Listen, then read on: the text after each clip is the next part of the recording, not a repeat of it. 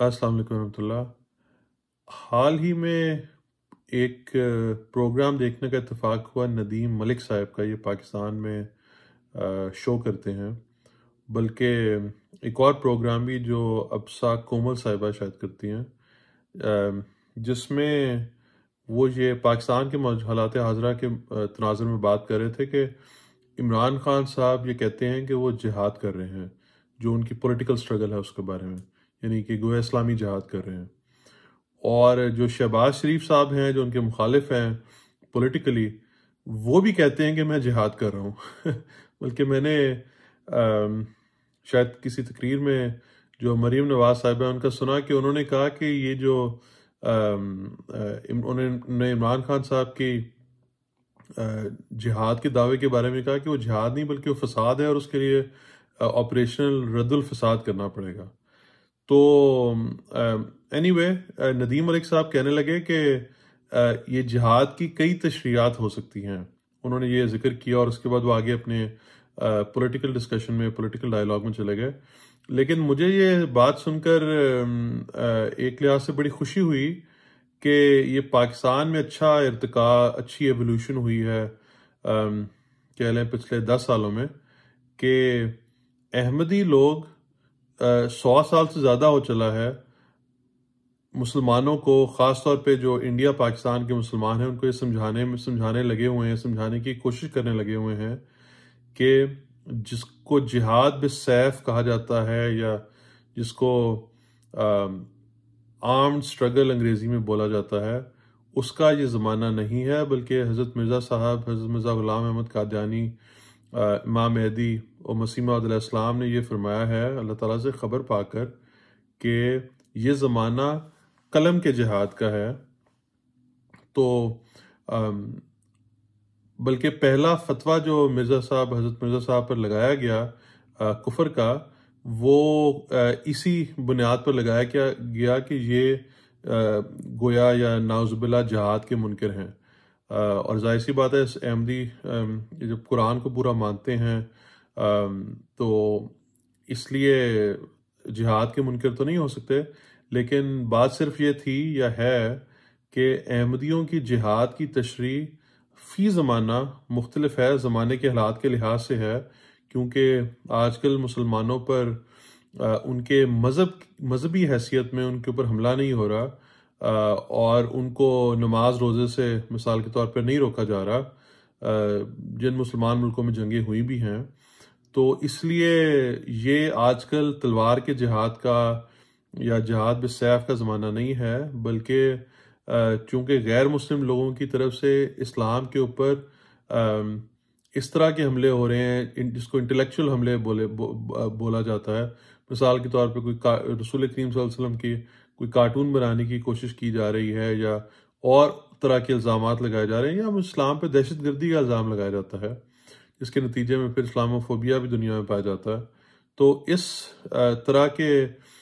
حالات میں مسلمانوں کا یہ کام ہے کہ وہ اپنا جہاد بالقلم کریں، اور اسی تناظر میں عرض کرتا چلوں کہ کچھ سالوں سے، اب تو شاید 2-3-4 سال ہو چلے ہیں، پاکستان میں یہ ایک نئی اصطلاح سننے کو آئی ہے، 5th جنریشن وار ہے جی۔ یہ شاید آرمی والوں نے زیادہ اس کو ترویج دیا ہے، اس ٹرم کو یا اس محاورے کو، 5th جنریشن وار کا۔ تو اگر آپ غور کریں تو یہ 5th جنریشن وار کا کیا مطلب ہے؟ 5th جنریشن وار کا مطلب بھی میڈیا کی وار یا قلم کی وار ہے، جس میں آپ اپنے خیالات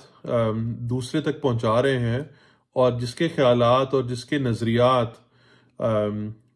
زیادہ محکم ہوں گے اور زیادہ مستحکم ہوں گے، وہ جو نظریہ ہے وہ دنیا میں پریویل کر جائے گا۔ اور اسلام کے بارے میں ہم احمدیوں کی بالکل یہی تشریح ہے کہ اسلام کے جو نظریات ہیں، جو قرآن نے جو زندگی کا فلسفہ دیا ہے، مادی زندگی کا بھی اور روحانی زندگی کا بھی،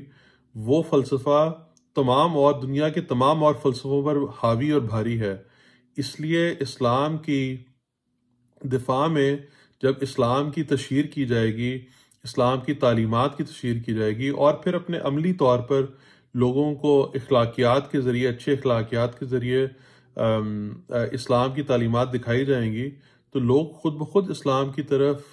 ان کا رجحان ہوگا، اور ہو رہا ہے احمدیت کے ذریعے۔ دنیا کے مختلف حصوں میں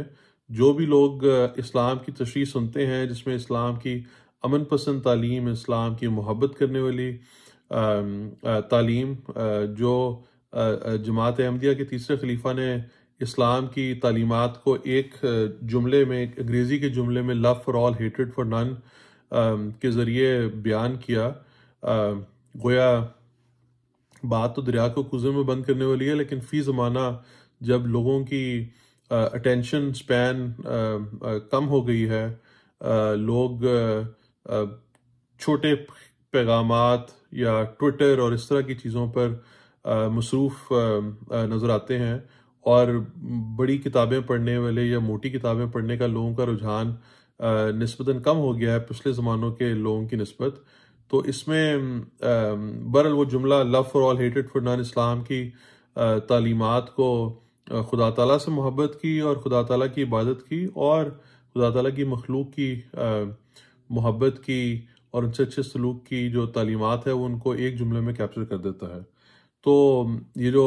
جہاد کی مختلف تشریحات اب جو پاکستانی میڈیا میں عام باتیں شروع ہونے ہو گئی ہیں، اور یہ جو 5th جنریشن وار سے متعلقہ باتیں آ گئی ہیں کہ اسلام کے پاکستان کا سافٹ امیج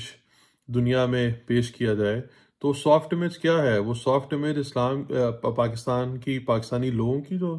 میجورٹی مسلمان ہے 96-97%، ان لوگوں کی جو طور طریقے ہیں ان کے بارے میں دنیا میں اگر اچھا امپریشن پایا جائے گا، ان کی جو دنیا میں جو ریپوٹیشن ہے وہ اچھی ہوگی، تو اس سے پھر پاکستان کی معیشت اچھی ہوگی، پاکستان کے لوگوں میں زیادہ خوشحالی آئے گی، ایکسپورٹس بڑھیں گی، ملک پہ ٹورزم آئے گا، اور لوگ پاکستان اسلام کی طرف مائل ہوں گے۔ لوگوں کے اگر وہ لوگوں سے مروب ہوں گے، لوگوں کی طرف مائل ہوں گے، تو ظاہر سی بات ہے جو ان لوگوں کے اخلاقیات اور ان لوگوں کے جو اچھے طور طریقے کا جو منبع ہے، ان کا جو مذہب ہے، وہ پھر اس کی طرف مائل ہوں گے۔ تو کہنا یہ صرف مقصود تھا ہے کہ پاکستان کے اندر جو احمدیوں پر اس بات پر قدغنیں لگائی گئی تھیں اور لگائی گئی ہیں کہ یہ اسلام کی تشریح جو کرتے ہیں وہ غلط ہے، تو فی زمانہ یہ بات ثابت ہونا شروع ہو گئی ہے خود بخود عوام کے اور پولیٹیشینز کے عمل سے۔ خدا تعالیٰ کی تقدیر یہ ثابت کر رہی ہے، یہ اس طرف لے آئی ہے کہ اسلام کی کئی تشریحات ہو سکتی ہیں، اور ان تشریحات میں سے کون سی تشریح سب سے اچھی ہے، کون سی تشریح صراط مستقیم پر ہے، کون سی تشریح خدا تعالیٰ کی منشا مرضی کے مطابق ہے، کون سی تشریح رسول کریم صلی اللہ علیہ وسلم کی جو اوریجنل تعلیمات تھیں ان کے مطابق ہے، اس کا فیصلہ